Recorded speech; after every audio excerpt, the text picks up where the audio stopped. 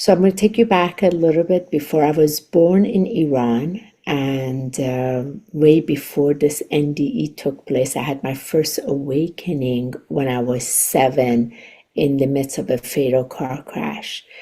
I was with my parents in this fatal car crash when I was 7, and that was an extraordinary, incredible, mystical experience because that's when I first discovered the truth of who we are and what we are, which at this human form is just a small portion of what and who we truly are.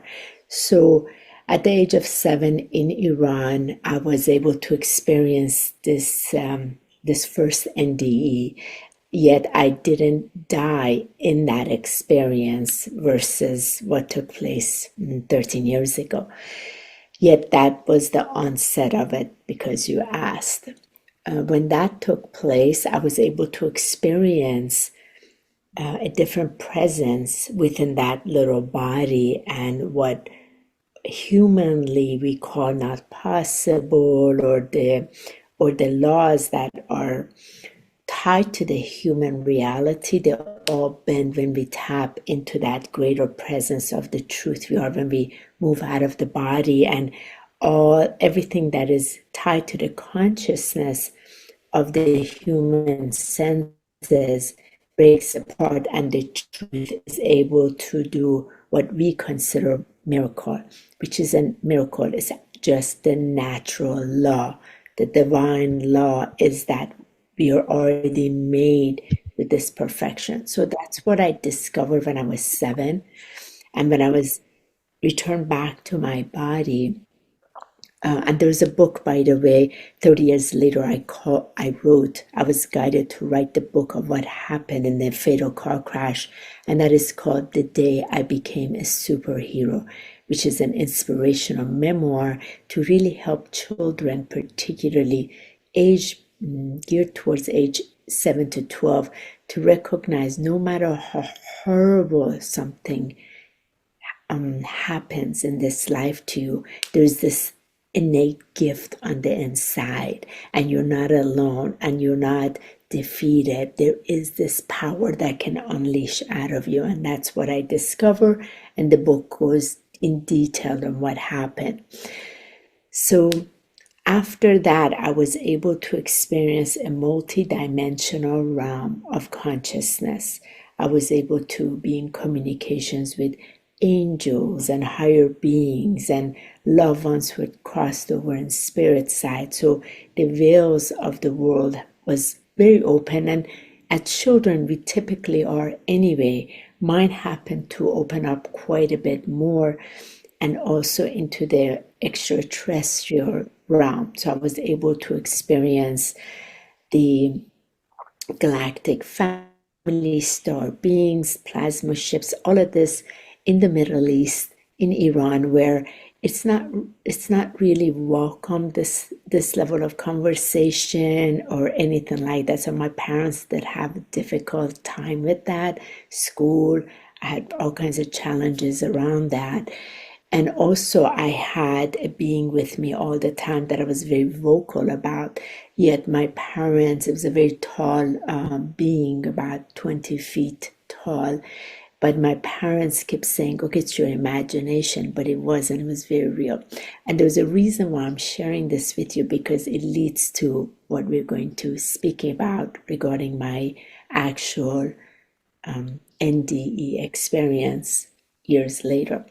So moving forward, there was the revolution and war and everything in the country of origin I was born in, and we had to migrate to America and come to America and just start life completely new, from zero. I lost everything, and not having the language, not being able to speak English, and I arrived here in middle school. And throughout middle school and high school years, I had to kind of shut everything down because I of just not being accepted at all. And the extraordinary gifts that I had opened up it was more being shamed and being ostracized, being labeled, and not being able to interact with people. So all of this went kind of hidden down. I had to shut it down until a few years later. So behind the scene, my father transitioned in my early 20s, and that door kind of like lifted that, okay, you're going to have to start communicating with spirit side. And I was very resistant. I didn't want to. On to a little bit later, in when I was 28, I gave birth to my first son. When he came in, I had really shut the door to God. And as he came in, because he wasn't well on the first week of his birth, I had to return back to God. I was very upset, very, very hurt, very angry why my child was not well. So that really opened the next door. And I turned back to God. I said, you have to give me answers. So then this door opened up, and then my reawakening began, so I can begin interacting and communicating and not denying these the realms that I knew between the angels and ascended master, all of them that I had shut down, I had closed very tightly. So moving forward, at one point, I couldn't be the fullness of me. I was having all the experiences, and I was in a marriage where it was completely opposite.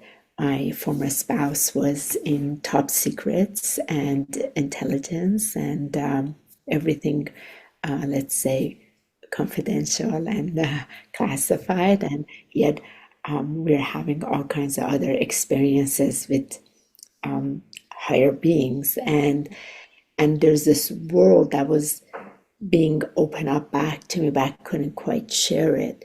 And I was going through health challenges. So, to make a long story short, to this point, what led was an illness in my body that I couldn't express. Though I was a public speaker, I could speak about wellness, but I couldn't express the fullness expression of what my world was truly about. So eventually this led to my heart stopping, because I was very, very sick. And so this is behind the scene what was happening. So onto the day on January 8th, 2012, when I did cross over to spirit side. It's incredible. I think just that car accident itself must have been quite a turning point. You did mention it was a fatal crash. So was your family harmed, or was it somebody else that had? Yeah. My family, both my parents, they went into coma right away. The other car, they transition on impact, and my both of my parents, my mother's face, the wheel of the car broke into her face. My father went into the window, and they both looked dead. And this car was had smoke coming, and I was trapped in the car, not unable to move, and just petrified, because we had two of these gallons of gasoline in the back. It was during the time of revolution, so if you were to travel, and we were traveling to Shiraz, which was the ancient ruins of Persepolis. There's a lot behind the scene, but what happened in that, my experience, though it was insane, fortunately, I didn't experience that level of harm in my body. I was very protected in that. Some hand watched over me, yet the tragedy of it was extreme tragedy, but the mystical, the truth always stayed with me greater. And somehow it changed the lens of me seeing life, especially going through revolution, through the war, bombings, all the extreme devastation that my human self experienced. There was a different way I experienced reality along the way, even with loss and devastation, losing everything, coming here with nothing, with a suitcase, starting life, all of that. There was always this sensation that there is a bigger hand carrying me because I experienced that in that accident. Yeah. Well, I have no doubt that you would, that was meant to happen in a sense that you wouldn't be harmed, and it would open up the door for you, for sure. You mentioned that a lot of Yes. people, that you didn't belong, that you kind of felt like, well, I mean, obviously you're in a foreign country, you really have a different background, but the fact that you're able to see these other beings and you're living on another level, how did you cope? So as a child, coping with it was kind of challenging because I didn't realize other children or my cousins or friends weren't having the experiences that I had. For example, being able to speak to my great grandmother. I remember one day specifically, my mother's grandmother had just died, and we had gone right away to the funeral, which always has to happen within 24 hours, where they carry the body, wash and put the body in the cemetery. And we were all there, and as we were walking, and the body, my great grandmother's body was on the shoulder, and they were, saying their prayers and what have you. My great grandmother was walking next to me, and I kept talking at my mom. I'm like, Mom, that's not her. She's right here. She's right here. She's like, what are you talking about? I'm like, she's walking with me, so she's talking to me. And I was starting to have all these experiences, but it was natural for me. It wasn't anything unnatural or people going in and out of the wall. I had so many different people that always went out of the wall, and I didn't realize that people don't go in and out of the wall, I guess humans, but those were also humans. Or I was experiencing, for example, the melody of flowers, or the music that comes out of flowers. So I had all these extraordinary sensory gifts, which were my higher gifts. And at that time, I was not aware that other children weren't experiencing it. So because I would speak of it, I was considered very strange, abnormal, weird. And then especially this tall being that I was with a lot, it was my best friend, and it was a blue being. This is very significant why I share this, because of what happened in afterlife. And my parents didn't know what to do with me. So school had trouble. They would always call my parents, come get her. Then the kids would get scared. She's weird. She's bringing ghosts. But it wasn't ghosts. So to cope with it, no, it wasn't. It wasn't good, because I started closing that. I started experiencing that something is wrong with me. They're not experiencing it. And my parents didn't quite know what to do with me, and in that culture they also have, they're sometimes very fear-based regarding these things, and they can't quite translate it, especially if I was seeing like plasma ships, for example. I'm with my parents, I'm pointing out to them, they can't see it, I'm seeing it. So, it started to just not feel good, shut down. And when we came to America, because I was just about 11 years of age, I had to learn how to speak English. I was already a foreigner. I didn't dress right, I didn't look right, I couldn't even communicate. So I didn't want to feel any more strange and alienated. So I just didn't communicate, but I had trouble because I could see things. And so coping was very difficult. And I Yeah. just shut it down. I just totally shut it down, because it was starting to bring a lot of suffering and not support and what have you. Yeah, no, it makes sense that things would have been really tough. And I mean, now you're older, so you can speak about it, and all of that has changed. And I think in the beginning, people point fingers and laugh, and later on it becomes accepted. And there's still people that are not getting it, but that's their journey. Okay, so Yes, tell us exactly. about your NDE. What happened? So on January 8th, 2012, when my heart did stop, the very first experience was when my body was laying on the table. I, I call it I, came out of that body. So there's a distinction that I'm communicating, because when you first come out of the body, you recognize you were never that body. And because from before I had that awareness, I felt the exhilaration of coming out of that body, and I went towards the ceiling of the room, and I could see the body. So again, there's a distinction of separation. The body, this human body, was laying on the table, lifeless and colorless, and yet me, that was out of the body and spirit body, was ecstatic, and it was light, and it was very joyous, and again, the weight of it, that weight, the burden of the weight was off. So I was above that, and so quickly I left that body as well. So I want to make this distinction as well.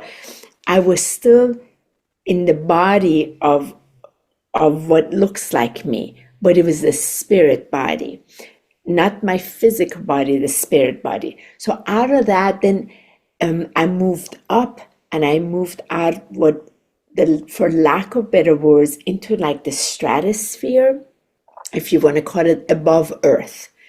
And immediately I was greeted, still in the spirit body, I was greeted with a very large angelic figure, and it was this pinkish, goldish color, this angel being that introduced herself as Archangel Haniel. So she first greeted me, and moved her arms, her right arm, with some sort of like I want to say vapor, because again, I don't have the correct words for it.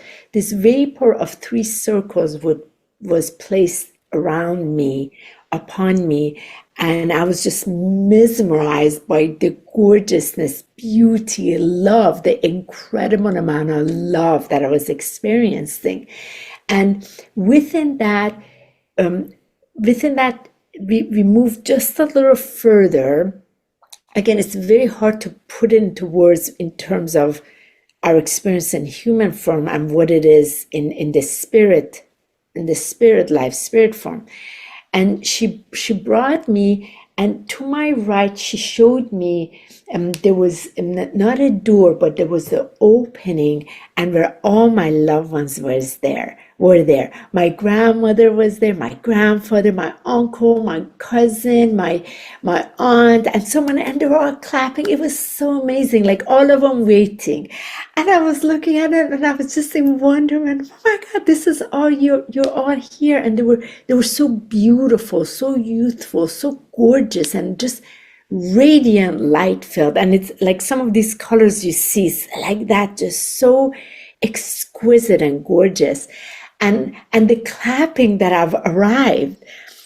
Then Archangel Haniel showed me to my left, though, which was another opening, but it wasn't them.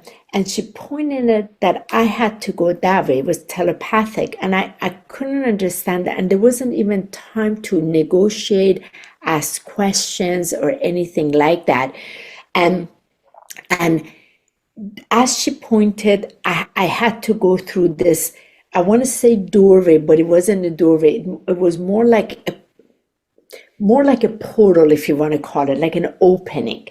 So as I went into the left side, it was like as if, the movie Star Wars, when you first see it, the light is going super fast, you're going through it. It was exactly like that, yet and it was turning and twisting and extremely fast and exhilarating. I can't even put into words. And it was midnight blue, dark blue, with lots of light stream that I was going through, whatever this tunnel or portal you want to call it. And when I arrived to this arrival place, I wasn't in spirit body anymore, Natasha. I was in a consciousness of awareness that I was conscious, but I was not a body. And within this place, it was a lot of it was very extremely quiet, and just a lot of light in wave forms, extreme amount of glorious, exquisite, incredible light that I can never put, colors I've never seen. I can't put it. And the closest thing I can say is when a star bursts into nebula, and how the colors are, and it just flowing. It was something like that where I was as consciousness. And then my consciousness in this awareness was brought in front of this like a structure, and I moved into the structure, and as I came into the structure, it was a very large pure gold room. Some kind of like almost like windows to the left, to the right. But what was very noticeable was the figures to my left, to my right, and to my left. 12 beings that were there, very tall beings, blue beings, tall, translucent, very tall, between 15 to 20 feet tall, to my right, to my left. And in the center was a bit of a larger space that was there. And my consciousness arrived, and there was this incredible, immediate, ecstatic joy and bliss that I was home. And there was this telepathic conversation, and I just knew I'm home. I'm inside Athena, the mothership. I'm here. They're the Arcturians, and they introduced themselves as the Arcturians, and they said they were waiting for me. And this is all happening telepathically now.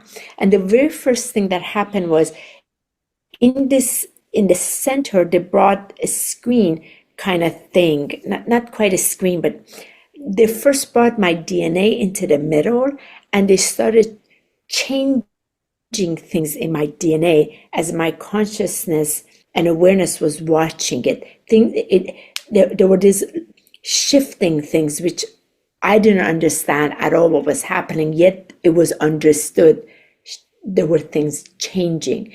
Then they brought a screen, kind of like a computer screen, but not like that, a translucent screen. And within that, they started showing me all the lifetimes that I lived on Earth. And it was going extremely fast. And within this, very specific areas, they would stop to make sure I would see myself in whether I was a male figure or a female figure, an elder figure, whatever form it was, and the specific time in history where this was. So it happened extremely fast. So all these lifetimes that was shown, about 844 lifetimes on Earth that was shown to me, revealed.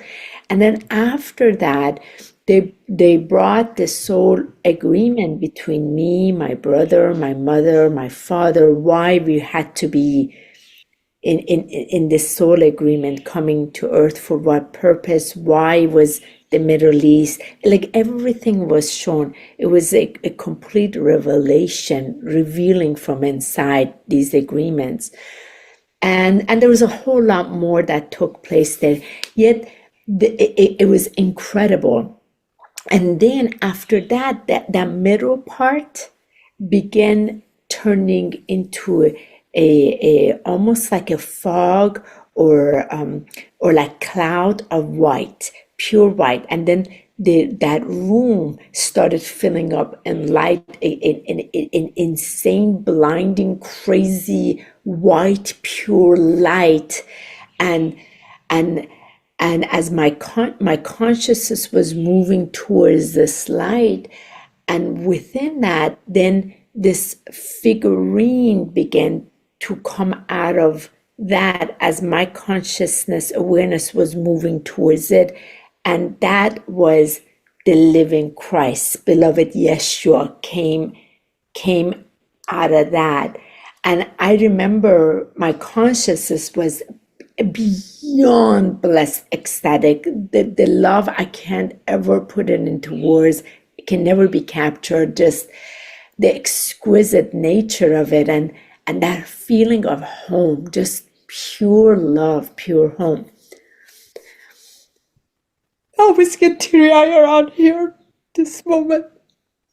And then without being able to say anything or anything, he just said to me auditory, and I heard that voice.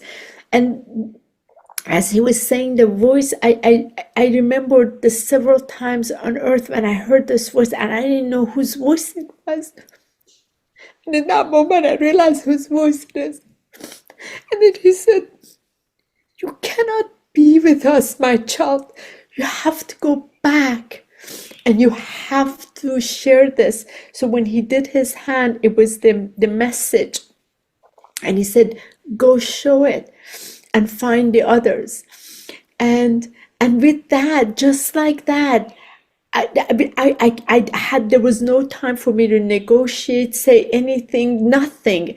I was sent back so quickly to my body, but I was sent back with the body of knowledge in which he moved me to that consciousness of that I am presence of what the Christ light is, as awareness, as a consciousness.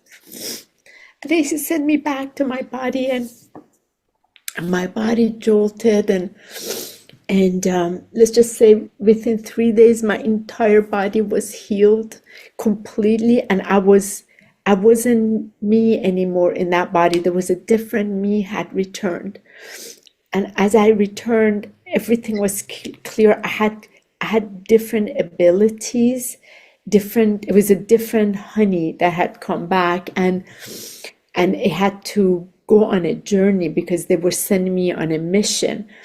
So, and that's where the journey of next phase of real challenge began, because I had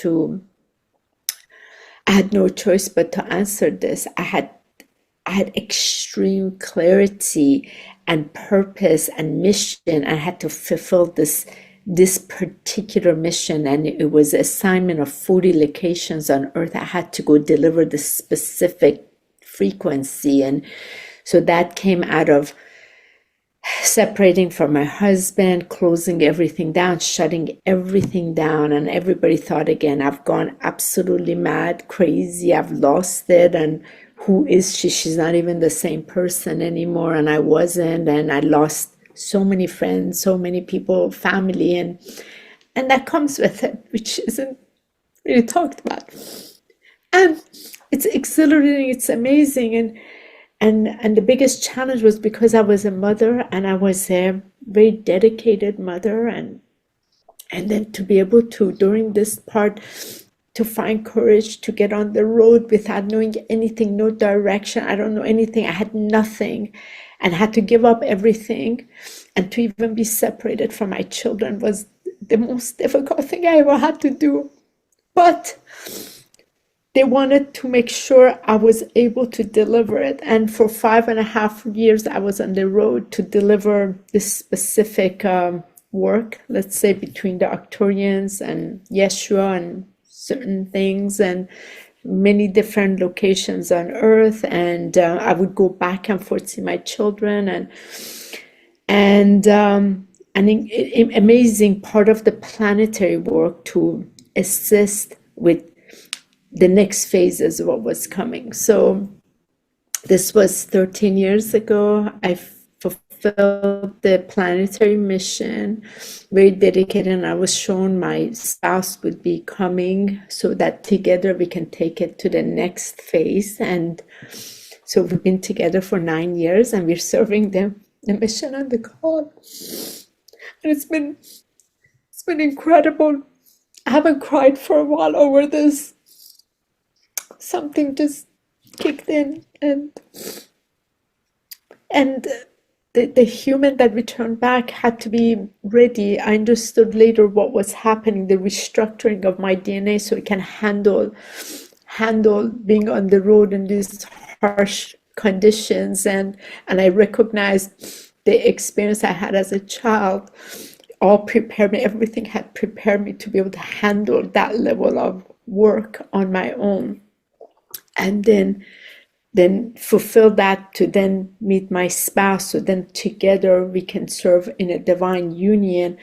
And the whole purpose of it is to embody, be in the body of that eternal light, that what was shown to me, that I am presence, which is the presence of the eternal light as the living Christ, to be able to allow it in this human body, and to anchor it so that we can be a blessing in our life and be a blessing to this world, to really bring the blessings from the heavens onto earth. And that's my ministry, that's my mission, and I give everything up to serve it, and it continues. And that's the shortest version of what happened in the afterlife.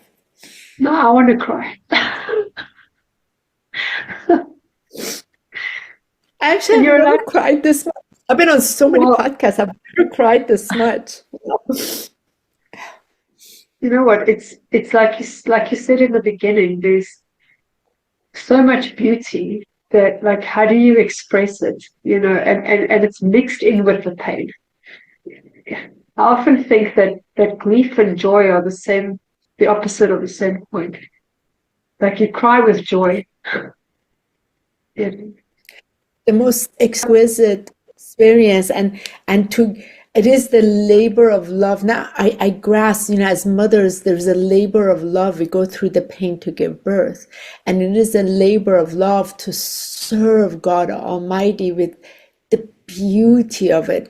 And you got to be stretched, and you're so stretched. I don't think I've ever been so stretched to this level of being stretched, so that every part of the human that is uncomfortable, because it's human, to recognize the human has its limitation, yet the divine presence has its infinite potential and is coming in to stretch the human, and the human doesn't like it.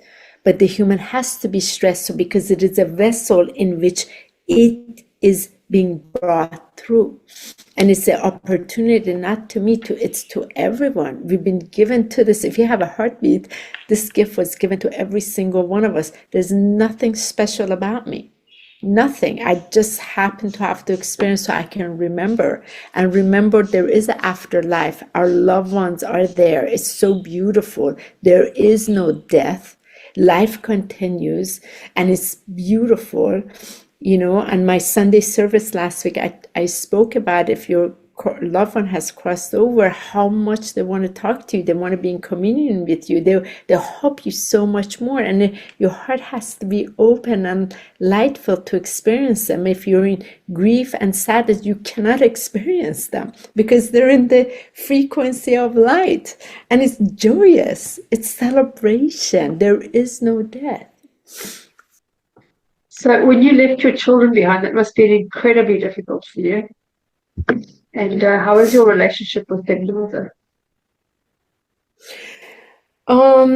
That was very difficult, because I honestly, even though I had this experience, Natasha, when I wanted to get on the road, it was a very difficult time at that time, because I was being asked, obviously, by my loved one, where are you going? I couldn't explain it.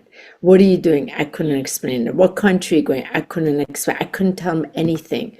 That's what they were concerned and mad. And then also, like, to for time to be separated from my children. Like I was so dedicated as like my whole role as a mother, and I understood they had to. I was very angry. I should say this. I was so angry. I asked the team. I was like, I gave everything. Why do you want to do this? Like, this is this is awful. What are you doing? And they said to me, you know, you thought you have everything. We're gonna have you remove everything so you can remember you are everything. And I couldn't even grasp that. That was so difficult because of the attachment, mother, and all of this.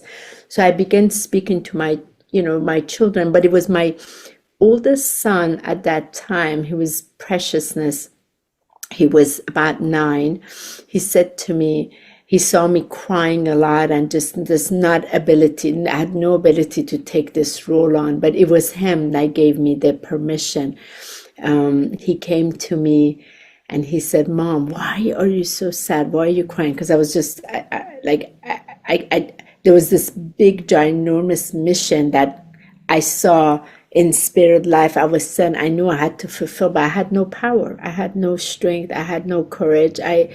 Even though all these gifts were given to me, but I just couldn't get over. I gave everything up. I just couldn't do it. What about my children? Like it was a cruel mission, I have to say. At least at that time, my mind thought. When my son came and said to me, looked deep in my eyes and said, why are you so sad? I said, I can't tell you. He's like, no, you can tell me. You always tell me everything. He's very wise. And I said, well, you know, the experience I had this extraordinary revelation. God showed me what to do, but I just can't do it. I can't separate from you and your brother. I just can't. And he said, at that time, Natasha looked at me and said, Bob, if God talked to you, you have to do it. I'll take care of his younger brother. He's like, go. And I remember the way he looked at me, and I knew God was speaking through him to me. And it was because of his love I was able to answer that call. Otherwise, my human couldn't do it. I couldn't separate from my children, but I still had very difficult time because people couldn't, you know, again, like there was a lot of judgment around it, but I had no choice to answer this. So I did, and now years later, I have so many people coming saying they're having other experiences and asking, how did I do it? And apologies, they didn't understand me. They're seeing, you know, the continuous service to humanity. They understand, like they can't quite understand, but they grab it and they respect it. And even from a lot of judgment to respect and a lot of restored relationship and family. And I feel the most interesting thing is when, you know, you go through a lot of difficulty with family during this time. For those who have had near-death experiences, afterlife, they come back because they're so different. It's like they're walking. It's very difficult also for the family. There's a lot of compassion for the family, what they go through, because those of us, we come back, we changed, and we're taking a different walk, and it comes with a lot of growing pains and of course separation in family. But for me, it was very important to have a blended family with my former spouse. I'm still best friends with him. We just had this week our 30-year wedding anniversary. We do all the birthdays together, every holiday together. For me, it was very important for my children to know the love doesn't go anywhere. We're going to be best friends. We have both of you, and my spouse now is very good friends with my former spouse, and this was the way we're going to do everything through love. And because after life is love, we're returning back to live the living awareness of love in form, and it's very different way of life. And so I'm very close to both of my children. We talk a lot, and it's shaped also their journey in a very different way. And they're very, very both very intuitive, and one is one is a born again Christian, and the other one is very connected spiritually, and they have their own way. I'm very much in support of their own life, and but we get to communicate a lot through our lens with each other. Yeah, that's fantastic.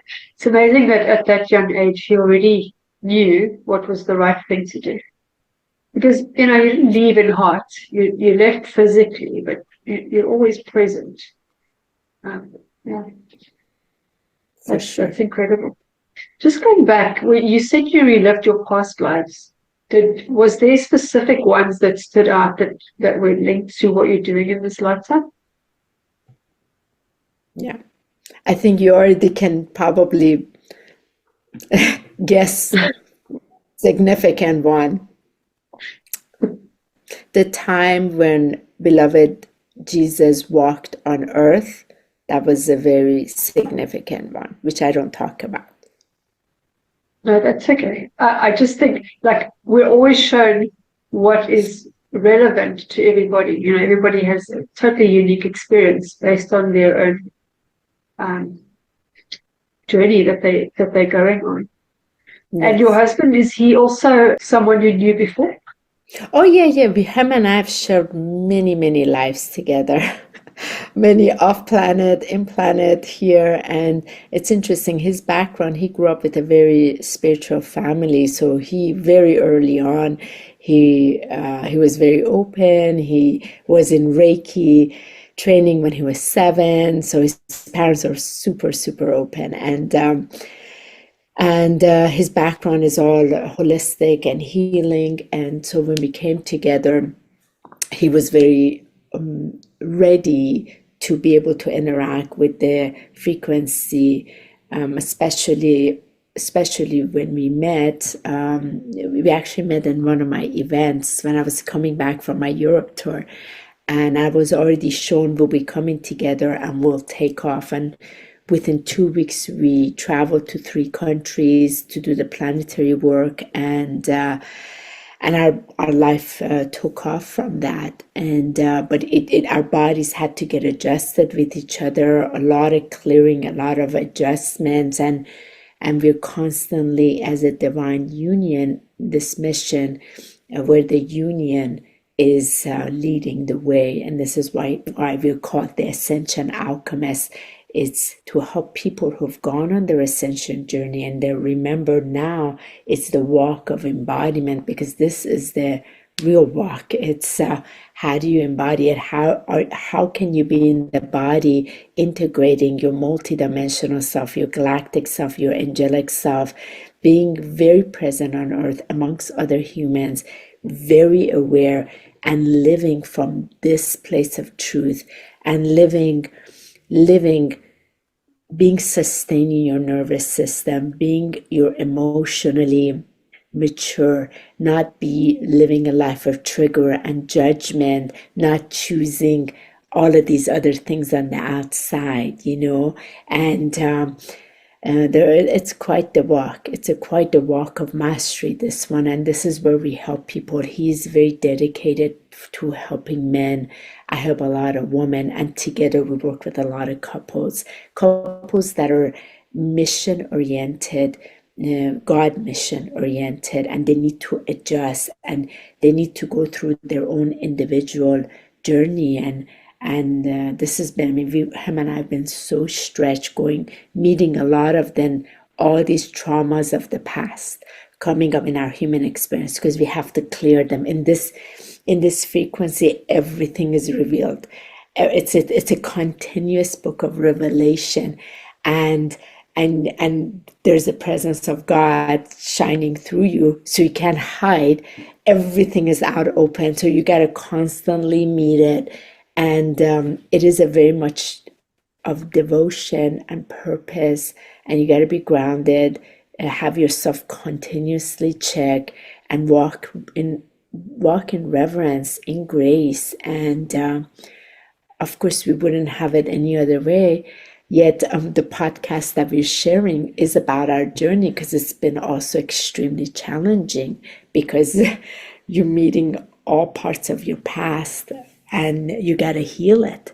and it's your own individual responsibility. So the union remains clean because the purpose has to be done through it. But every now and then it gets messy. So you gotta, it's a lot of maturity.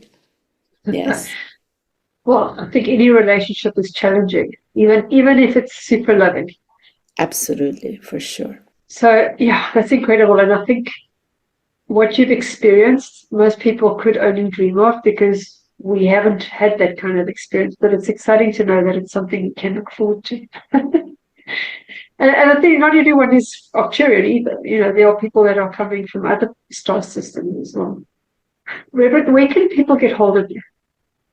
Best is I'm on all social media on so if it's for Michael and I together, we're Ascension Alchemists. So we are on Instagram, we are on Facebook, we are also on YouTube. For myself is Reverend Honi Borden, and that's also Instagram, YouTube, and Facebook. And that's the best way to get a hold of me. But get a hold of me if, for example, here's what, because usually when I do these interviews, there's hundreds of, I mean, it's like everybody wants to share their story. There's plenty of places to share your story. What I like to share is if you want to get a hold of me because you really want to integrate your multidimensional self, that's where my mastery is. I can help, and that's where I'm really focused. I don't even take private clients really anymore. I take people on this 3 months to 6 months to truly master integration. And that's where I'm focused. I'm not focused on any other area. And also couples who want to work together to be in a divine, to live a really pure, clean life and serve the mission, serve the God, bring the God's blessing to here. And that's where Michael and I serve together. But if people want to just contact, just share their stories, you can make comments. And if you want to, often what happens, people say, I have a question, but it's like this. I just can't because my schedule is so jam packed. And I can really, truly make time for those who want to be mentored with me, that I can take you through true integration, true transformation for you to be in your body and live from your God presence. That's where my mission is focused. The other part is we have a private ministry that is for people who are called to this. They know they want to be supported by others, where I have a very specific meditation that is to ground your I am presence, that awareness, that consciousness in your body. We meet every single Monday. It's the same meditation, but it gets refined and refined and super empowering because your life changes as you know it. You get to accept who you really are. That's a beautiful one to join, and that's on our website, ascensionalchemists.com. And we're a huge part of giving back to community, where you get a chance to see what our Give project is all about. It's all about giving the power back to the people because God created you perfectly. I'm so humble that I have remembered, so I can help others remember, but only for those who have remembered. The ones that want to fight for it, I can't help you. The ones you've remembered, I can help you ground it. Oh, that sounds amazing. I'll put all those links below. And then just before we go, do you have a message for our viewers? Sure. First, thank you so much, Natasha, for this beautiful opportunity. And again, I'm really shocked. Out of all, I can't even tell you the amount of podcast interviews I've done. I've never cried this much. So thank you for this holy blessing, tears that came. I appreciate it. So to you, beautiful audience, what I really would like to share with you, please know your life is divinely ordained. There's such a perfection in your life, in the imperfection that you're walking in. Every step that you're taking is so perfectly purposeful, but you don't know it. There are moments in your life that you're going to come into, and you will recognize that which you went through was your training wheel, and the lessons, the gifts that came out of, especially the difficulty, you are going to be bringing it into your life, and it's going to bless you. And it very much always blesses somebody else, because the lens of compassion has opened up to you, and you're allowing grace to lead through you. So please note, you do not need to seek life. Seek within, because life has already orchestrated the perfection in you. That would be my message. Relax in that knowing. Lean back in that God presence. In here, I tell you, I wish I had leaned more on that in my 20s, in my 30s. And this I will share to others. Lean in that trust. I love that. Thank you so much. Thank you for sharing your wisdom and your experiences and your light. Thank you. Thank you so much for inviting me to come on your show.